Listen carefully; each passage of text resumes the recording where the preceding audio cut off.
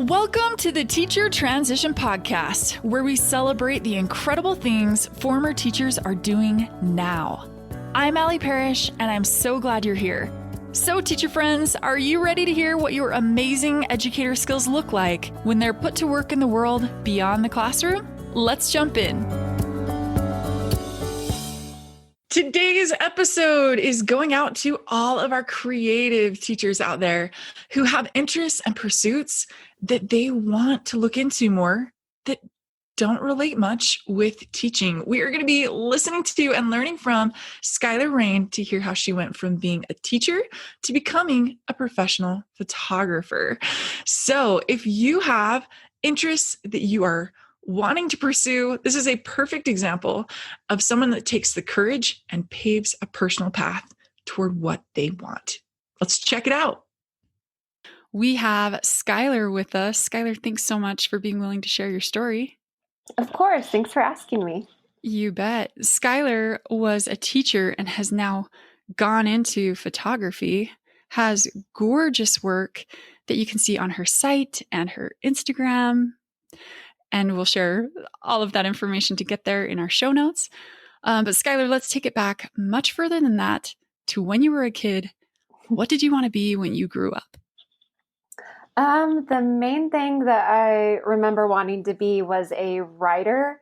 I loved reading. I loved to write. And so I just always wanted to be a writer. I went through a few phases where I wanted to be like a detective or an FBI agent, but mostly writing was a thing that just kind of always stuck and was in the back of my head. Cool. And then when you were growing up further and going into teaching, did you know when you entered college that you wanted to go into teaching, or how did you enter the field? So going into college, I really didn't know exactly what I wanted to major in. So I actually started out in the agriculture program just because I had gotten college scholarships from like FFA and 4-H. And so I just had to be part of the ag business program temporarily. So took a few ag classes and just knew that the business world wasn't for me. But I was also taking a couple English classes at the time. And I talked to one of my professors about, I kind of wanted to be a writer. I was really interested in journalism, but I just don't know what the career outlook in those fields are like. And after several conversations with her, we just talked about me going into the education field and getting an English language arts degree through education, since it's kind of like a more set career path. So then I redirected my college career to do education. And I got my degree in secondary education for English language arts. And, so I did all the practicums and the student teaching for all of that. Cool. And what did you love about teaching? What specifically did you teach? And how long did you teach? So I did get my degree and was licensed to teach in English language arts. So I could teach junior high or high school. But right after college, I graduated in December, and I actually got a teaching job at a high school in my college town, and they had a job opening for a broadcast journalism teacher, or basically like a video teacher. And so I applied for that job, got it. And so that spring semester, I was a high school broadcast journalism teacher, and I loved all the high school kids I got to work with day to day. It was just fun because we were doing a lot of creating. We were making videos, editing videos. These students had a weekly broadcast program. So like every week they were creating little short segments for a video that they produced and published for the school on Thursdays. So as I was getting my degree in secondary education, I was also taking journalism classes. And some of those journalism classes were basic intro to photography and photojournalism classes. And so I got this job, and I did not know anything about producing videos or making videos, but I had the foundations of photography down. And so really, I wasn't the one doing a lot of teaching. When I had this job, it was more so the kids in that class already knew how to do all this stuff. So they were teaching me how to shoot video and edit and, create a show. And I was learning with them, and I was just kind of the adult who was fostering this happening. So like I just loved the relationships I had with those students, and I just loved that it was kind of a creative, like laid back. I didn't have the pressure of having to prepare these kids for a test or anything. It was just, we were kind of in our own section of the building doing our own thing. And so I think that's really what I loved about that job. That sounds really cool. And it sounds, just very production oriented. Yes. Huh. Sounds like fun. Yeah. And I would have, it's a great job. I loved it. But that towards the end of the school year, the district was making budget cuts. And since I, was hired only in January, I was one of the first to go. So a lot of us new teachers who had just gotten hired in January got let go at that time. And so that was just it just kind of put a temporary bad taste in my mouth towards teaching after that. And so it just really sucked because I really loved that job and I loved the students, and it was just something that was more out of my control. So did your transition from the field come more out of necessity? Clearly there were budget cuts at your school. Did you look into other teaching opportunities, or did you make a transition at that time? So there are a couple more years of teaching things before I finally actually, transitioned out. After that job, I went and got my master's degree in mass communication. And that's kind of when I was starting to build my photography business on the weekends during that time. And as I was finishing up my master's degree, I started subbing. So I subbed for a year. And at this time, I was living with my parents. And so I was just finishing school and subbing and also doing photography on the side. And then after that, is when I got my next teaching job that just really pushed me out. So, and will you tell us a bit about that? This is clearly a safe place, and it's clearly all teachers. So we all relate, and we know it's not complaining about the field. We know it's expressing the reality of it, and it's healthy when we can actually have a safe place. Yes.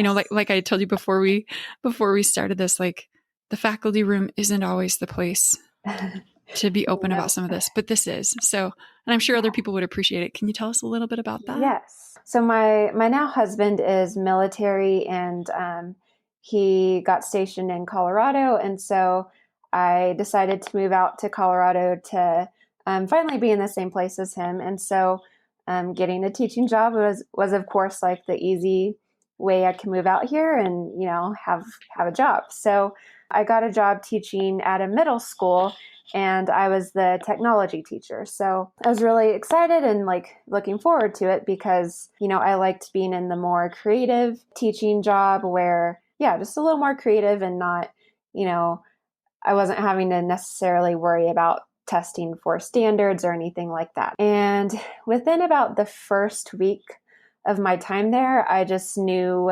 it was going to be a rough year. And I knew, I was just kind of praying I would make it through October. So kind of what made things different about this school is it was just in a lower income area. A lot of the kids come from just troubled backgrounds, like maybe they don't have involved parents, maybe they're living with grandparents. It was kind of initially culture shock to me, just the behavior of these kids, the way they spoke to adults. A lot of kids, just didn't care about things.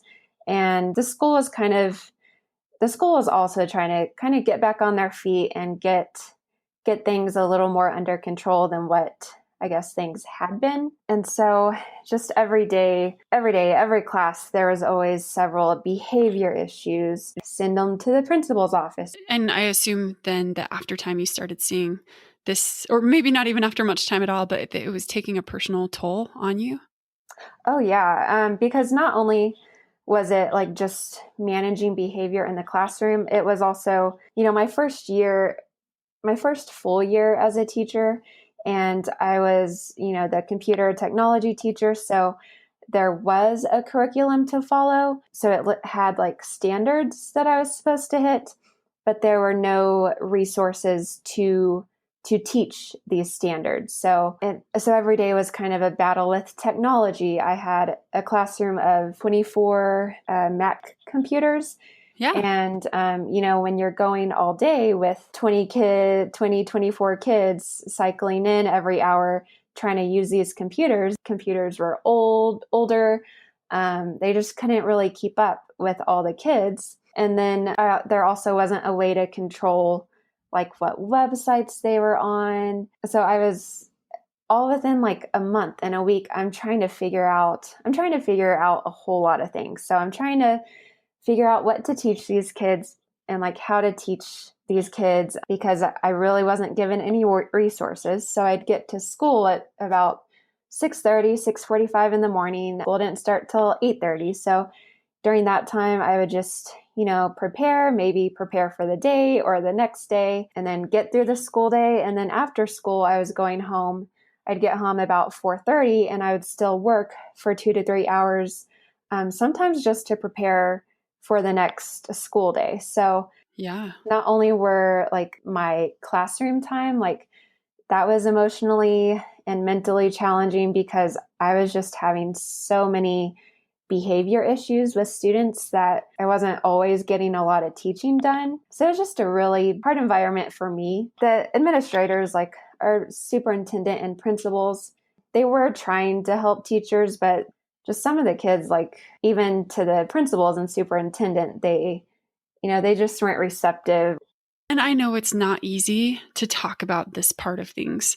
So I appreciate you being, open and real about it. Yeah. Like, that's one of the reasons why we're able to have healthy conversation on here. So, but I know that part, that's not easy. So yeah. Thank you. You mentioned earlier that you were just hoping to make it to October. Tell us how that went. Like, did you teach to the end of the school year? Did you go into something else partway through? Yes. Or tell us about that. So I did make it through the whole school year. But so like at this school, there was a whole crop of us new teachers, because the year before, a lot of teachers had left and didn't return. So there's a whole, I can't remember how many. Our school had about 300 to 400 students, but there were at least 10 plus new teachers. And kind of by September, October, a couple of teachers had already quit. And so what that meant when those teachers quit is during our plan time, often we were called to cover another class. So I just kind of knew that if I quit, then I would be putting my coworkers in this same rough position. I didn't want to do that. And there was just also something inside of me that was like, you can make it, just make it through the end of the year. And then you can kind of feel, proud about getting through the year. So spring semester came, and since I was like an elective course, I got a whole new crop of kids every hour. And so spring semester was, just a little bit better. And I also had a semester of, lesson plans and content under my belt. So that also helped. Like around March or April, I wasn't spending as working on school stuff. So like I was finally able to kind of get back into the gym. And so that helped. But there was just one day where I just had this little conversation with myself where like I can either let these kids get me all pissed off and upset every single day, or I can just kind of let it go, come into the room, let it be a space for them not to be like wild and chaotic, but just like a good place for them to be. So for the rest of the school year with that one class, I just decided I'm just going to try to build relationships with these kids. I'm going to try to keep them in my classroom so that they're not wandering the halls trying to cause trouble with other classes or students. And I'm just not going to let them get me pissed off and frustrated every day. So I just had to make that decision where, I just have to let it go. And because, they don't want to learn, they're not trying to learn, and me trying to keep forcing that isn't going to, it's just never going to get anywhere with those kids. So, I just had to make that decision. What a great example of changing expectations in a really healthy way. That's awesome. Thanks for sharing that. No problem. So the end of the year was coming about. You mentioned earlier that you were doing photography on the weekends. Mm-hmm. Is that when you transitioned, or did you submit like resignation papers at the end of the year? I know in my district, they required to know by the end of the school year if you were going to be returning. Right. Tell us a little bit about that process and how you went to what's next. Yeah. So for a long, early on, I knew I wasn't going to return the next school year. But yeah, it was towards April, maybe the beginning of May, where I hate conflict. I hate having hard conversations, so I kind of just kept putting it off. But I finally went in and talked to my principal and just told her my concerns that, I'm planning on not coming back next year. Here's kind of my reasoning why. I also kind of put some blame on my now husband. I, put the blame that we might be moving for military reasons. But yeah, so I had that initial conversation with her, and they really tried really hard to convince me to stay. I had conversations with that principal and with my superintendent a couple different times, and they were just kept telling me it's going to be better, so they were trying. I did a good job while I was there, and a lot of the students loved me, but I finally just typed up my official letter that I wasn't returning and handed that in. And then once school let out in May, I was done. So yeah, so after that, luckily I still had a couple months where I was still receiving my teacher salary. So I think I had until August where I was receiving that paycheck. So, but I knew in my head all along that now is the time to pursue photography. I had been doing it on the side for 3 to 4 years prior to this, but I just never tried to make it a full-time business. I guess I just didn't have the motivation that I did once I quit teaching. So I just decided, hey, like, this is your time. If you really want to do this photography thing, here, take this year to do it. And with photography, for 3 to 4 years on weekends, I was assisting. So I had experience doing that on weekends. So one day I just emailed a lot of photographers in the Colorado area and just said, hey, I'm looking to second shoot for anyone this summer. Here's who I priorly worked for. Here's a link to my work. And I got some people saying, thanks for reaching out. And then I got 2 to 3 photographers who actually needed me as a second photographer. So awesome.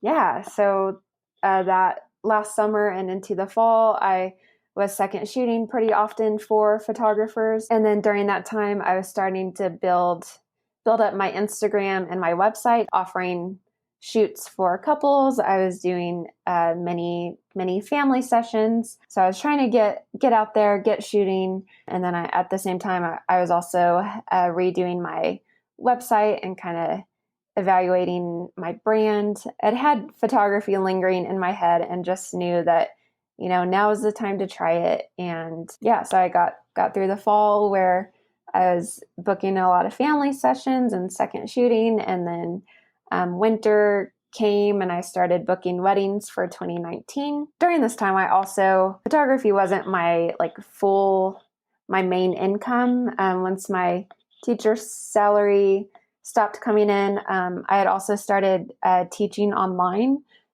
Yeah, tell us about that. A lot of our audience is interested in that. Some of our audience is already doing some with it, but for Cool. those that haven't done any, please, any insights?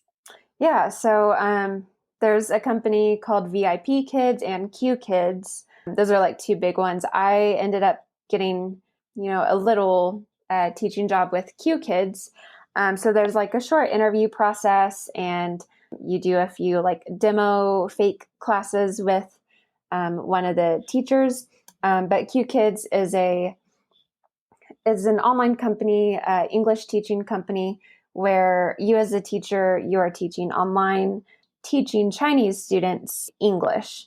And so these kids age range from like 4 or 5 all the way up till I think, 11, 12 years old. And so you are kind of, the interesting thing is that these students are located in China. So you're kind of working on Beijing time. And so teaching class times start here in America at like 5 a.m. And I think my last one would sometimes be at 7 a.m. or 7:30 a.m. So you do have early to mornings. do have to get up early, and kind of depending what part of the US, like you might, the hours would evidently be a little different.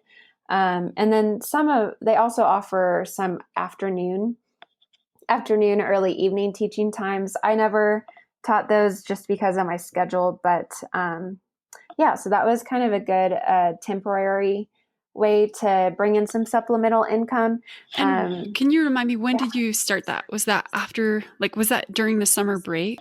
I think I started the application process around end of July, early August. And then I believe I was teaching consistently for them probably end of August, or for sure in September. By September, I was teaching for them. Great. Yeah. Well, this is reminding me of some of the tips that I know that you have later on, but that there was variety there. It wasn't like one clear job landing, but kind of a year of trying a handful of things. So I knew photography was something I really wanted to focus in, but I didn't know how much money I could potentially make with it. So I'd been looking into all kinds of jobs. I'd been looking into the online teaching options. I had been applying for jobs in the tech industry. If I didn't go back to, a job in the office, I kind of was exploring jobs where you can work from home, or there's a lot of work from home jobs out there. So I was exploring those jobs. And then I also subbed in the school district that I live in.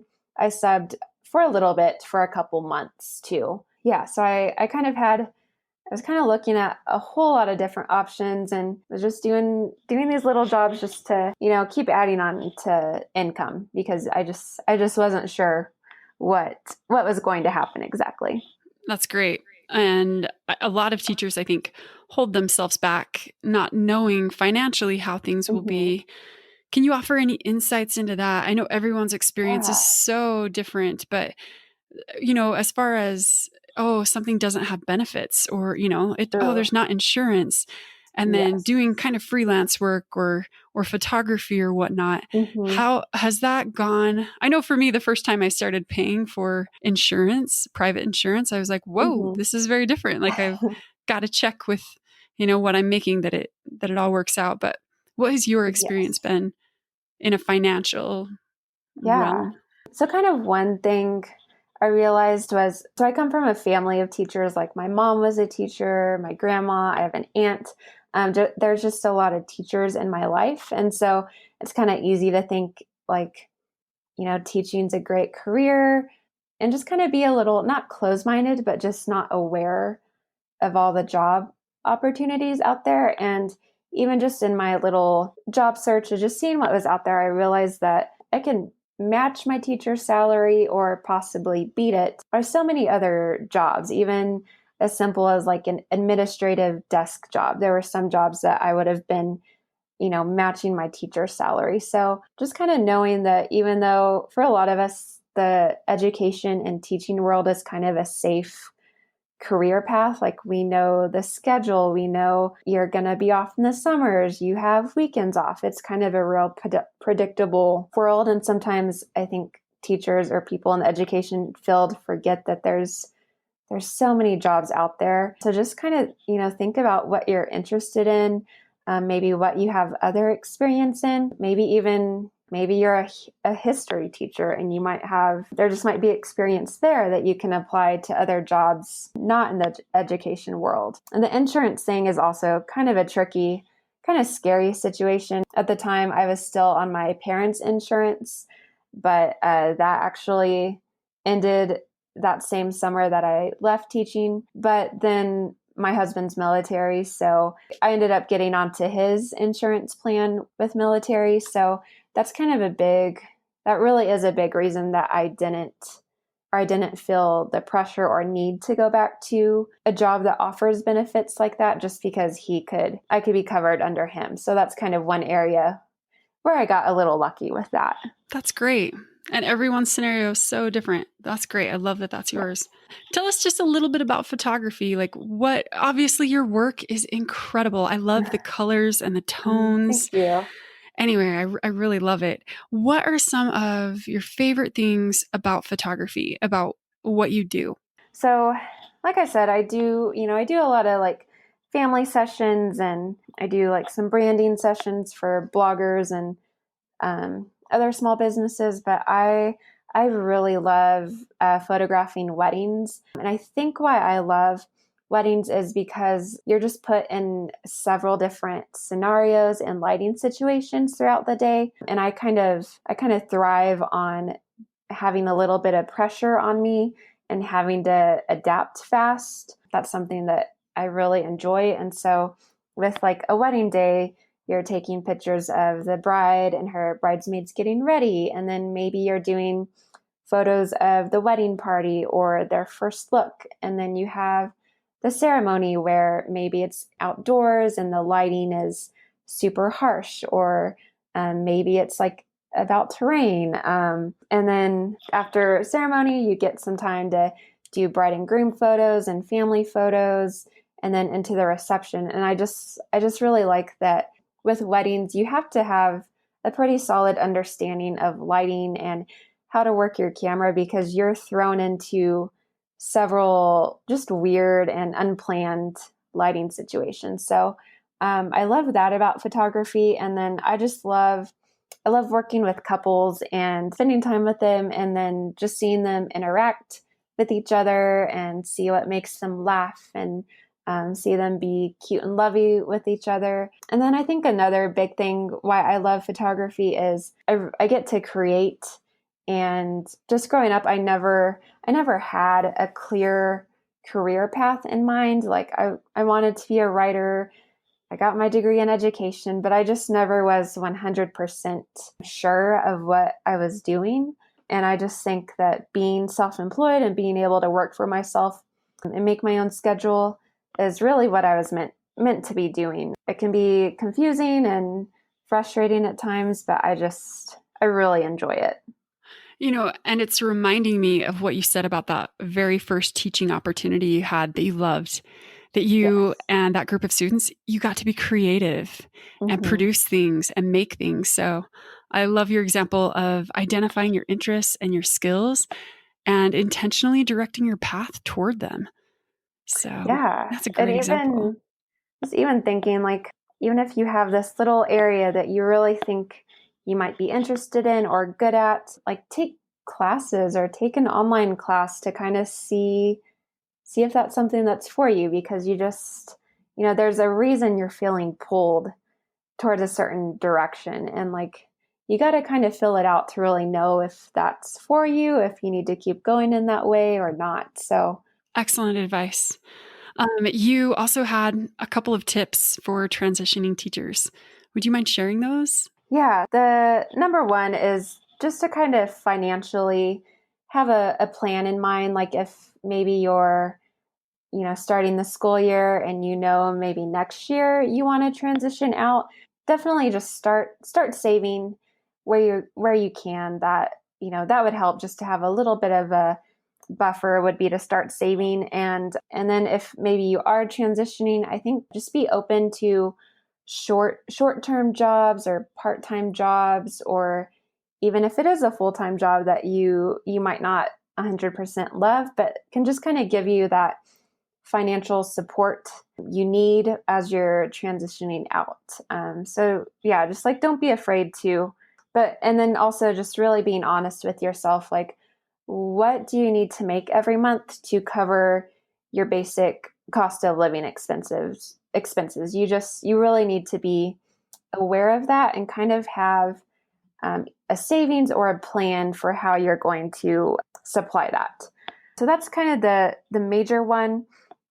And then, like we were talking about, having this conversation about wanting to potentially leave the field of education or go in a different area of education isn't something that is always the most comfortable to have with people you work with.